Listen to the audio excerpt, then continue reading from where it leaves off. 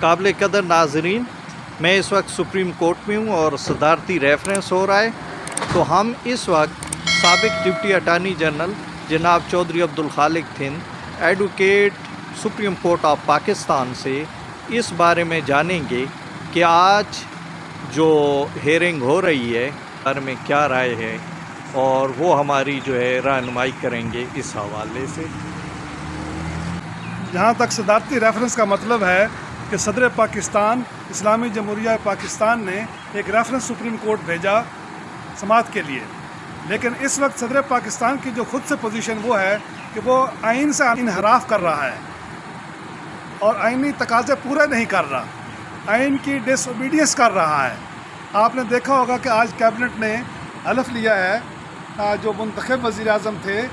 جناب میاں محمد شہباز شریف صاحب، اس کی کیبنٹ نے حلف لینا تھا، تو صدر مملکت نے بیماری کسی کا بہانہ بنا کر یا جان بوجھ کر ڈیلیبریٹلی اس نے جو ہے کابینہ سے حلف نہیں لیا۔ اس کی وفاداری اسٹیٹ سے نہیں ہے، اس کی وفاداری صرف اپنی پولیٹیکل پارٹی سے ہے،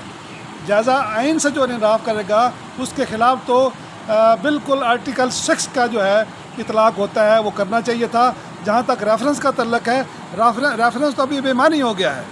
خود وہ بھاگ گئے ہیں، اسٹیٹ کی ذمہ داریاں ادا نہیں کر رہے، وہ تو صدر کہلوانے کے اہل بھی نہیں رہا۔ کیوں نہیں رہا؟ کہ پہلا جو ریفرنس انہوں نے فائل کیا تھا جسٹس جناب فائز عیسیٰ کے خلاف اور اس کی فیملی کے خلاف، وہ بھی اب ایک ایک کر کے بول رہے ہیں، ایک ایک کر کے بیان دے رہے ہیں کہ نہیں، اس میں وزیر اعظم کا قصور تھا، وزیر اعظم کہتا ہے مجھ سے غلطی ہو گئی ہے، اور وزیر قانون جو ان کا سابقہ تھا وہ کہتا ہے جو سابقہ وزیر قانون نے یہ ریفرنس بنوایا تھا اس کی غلطی ہے، اور ایسے الفاظ جو غیر پارلیمانی تھے وہ ایک دوسرے کے بارے میں کہہ رہے ہیں۔ شکریہ چودھری صاحب، اور اس کے ساتھ ہی سیف سروہی کو سپریم کورٹ سے اجازت دیں۔ دوستو، میری بے حد مؤدبانہ التماس ہے کہ میرے چینل کو سبسکرائب کریں تاکہ آپ کو اسلام آباد میں ہونے والی اپڈیٹ سے بجا طور پر آگاہ رکھا جا سکے۔ تو میری گزارش ہے کہ آپ میرے چینل کو سبسکرائب ضرور کریں۔